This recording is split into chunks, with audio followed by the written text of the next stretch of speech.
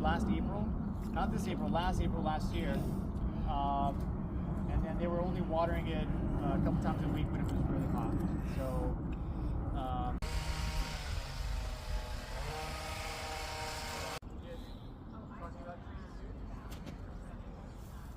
we had about 33 people register. I think a couple people can't make it. Really because I was thinking about my background in architecture, thinking about urban planning and how historically we have really focused on building our cities with this palette, thinking of cities as an architect with sort of this design palette where there's a lot of steel, glass, concrete, asphalt. Sometimes we use wood products, and I say products because thinking in the lens through like building and design and really what we think of as creativity comes with these kind of repeated patterns where we think of nature as a commodity, something to be used for our benefit. But in doing that, it felt like there was a disconnect, like a lack of balance between what really happens in nature and what we think of as nature, how we really like to control spaces. And almost in a way, of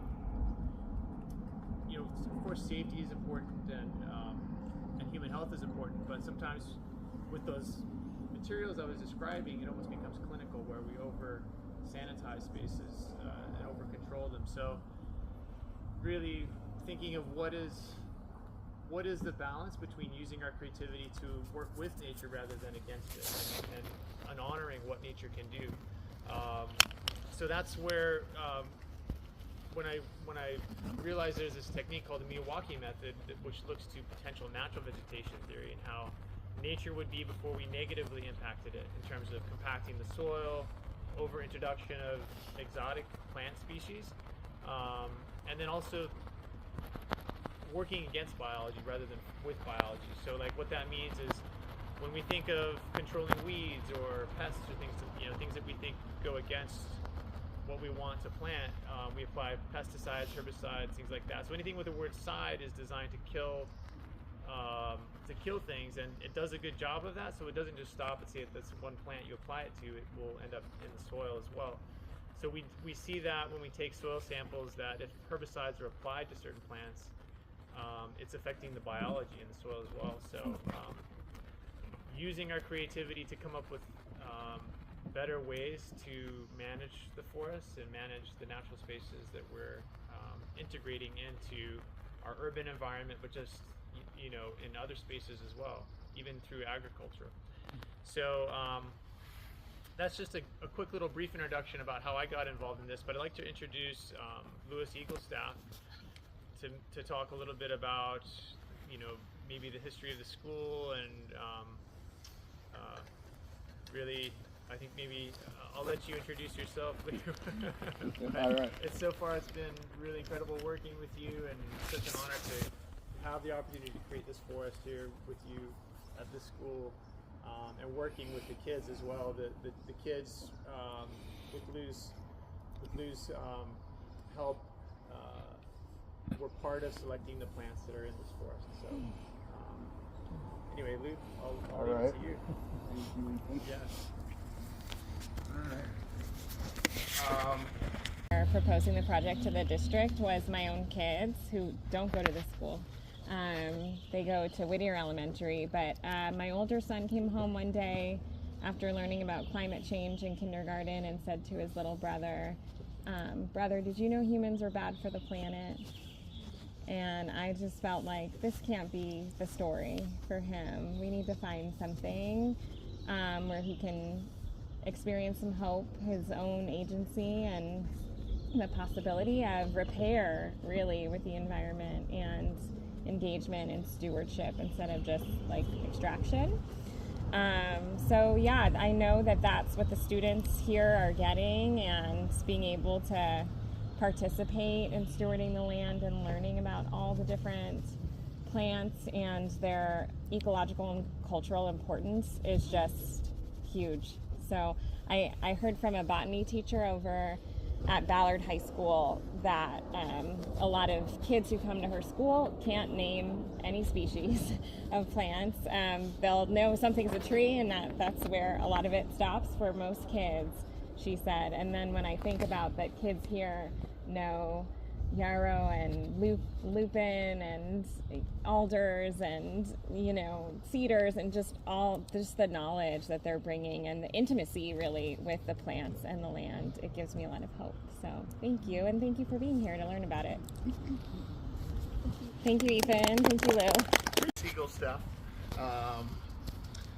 I'll get into quite a bit about what Ethan was talking about there, but it really has. It's been so amazing having this here for the school, and just historically what this land has meant on many levels.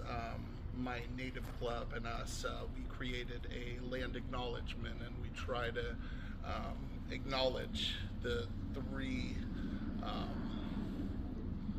levels of what this land really means to Native Americans, to myself, to my dad, and that is, number one, us being on Duwamish land. Number two, this school being named after my father, and why this school was put here originally. And that's the third level, which is Licton Springs, and what Licton Springs means to the Native American culture. So yeah, I'll get into all of that here. I wrote down a few things. I just want to make sure that I hit on every note that I need to. My name is Louis Eaglestaff. I'm the proud prevention and intervention specialist here at Robert Eaglestaff Middle School. I also wear many hats here as the athletic director, as a coach and Native American club director. I created our school's Native Club 4 years ago in order to connect our Native youth with opportunities such as the Mini Forest Project. We have been very grateful that Sarah Lapis and Ethan Bryson brought this to our school, as we have enjoyed being a part of this project. I truly believe that the school has the best culture and community in all of Seattle Public Schools. We are inclusive and allow everyone to be a part of this story, in the words of my father, Robert Eaglestaff. Every great community stems down from great leadership and engagement from everyone involved. That is something that Zach Stillwell, our current principal, instilled when he took on his job 4 years ago. I often tell him this, but he reminds me a lot about my father, in the way that he lifts his community, in the way that he lifted his community 35 years ago. For anybody unfamiliar with the history of this school, let me give you a little short background. About 35 years ago, my father, Robert Bob Eaglestaff, took over the Native American-based school named Indian Heritage. At that time, the school was known as the last stop to nowhere. Shortly after taking over, he moved the school to the current site at Licton Springs, which has deep meaning to Native Americans. And I'll get into that history a little bit more momentarily. When my father took over, he quickly changed the culture from the last stop to nowhere into a place that everyone wanted to be, and a community that everyone wanted to be a part of. He did this by creating events, opportunities, and ways for everyone to feel involved and empowered. He lifted everyone up around him, especially his students. To this day, there are hundreds of people out there who still look at my father as their father, and somebody who lifted them up and gave them opportunities. He would host basketball tournaments, cultural nights, and powwows often. Thousands of natives would travel across the country to come to Indian Heritage in Licton Springs. As I mentioned earlier, Zach Stowell has done a lot of similar work here. He has reached out to several communities to engage in and strengthen everything that we have going on here at Robert Eaglestaff Middle School. I could not think of a better way to honor this sacred land than with this amazing Suji Mini Forest that has been brought to us. Hundreds of years ago, this land where we stand now today was a place that natives from all over would come to pray, heal, and engage in spiritual ceremonies. Licton, or Lictide Springs, stemmed from the Duwamish meaning referring to the red iron oxide that turns spring mud into a reddish color. You can see all of this at the park today.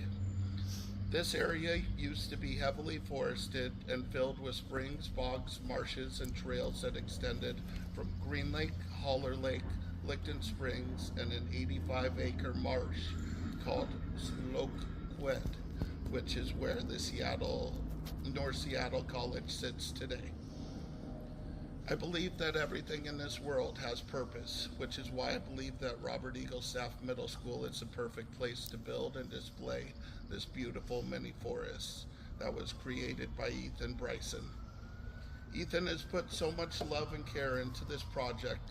Sometimes I feel like he's a school employee because he's here so much, taking care of and working on the mini forest. Robert Eagle Staff Middle School is grateful to be a part of this. Our native club, who had the chance to plant the first species in this forest, get to grow with it and possibly bring their kids here one day and tell them how they helped create this. I was really hoping to have some of my students here with me today, but unfortunately the students who are participating in our summer program are gone this week.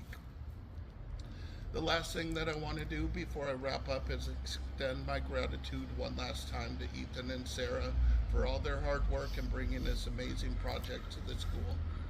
So thank you, Ethan. Thank you, Sarah. You are forever a part of this Eagle Staff community.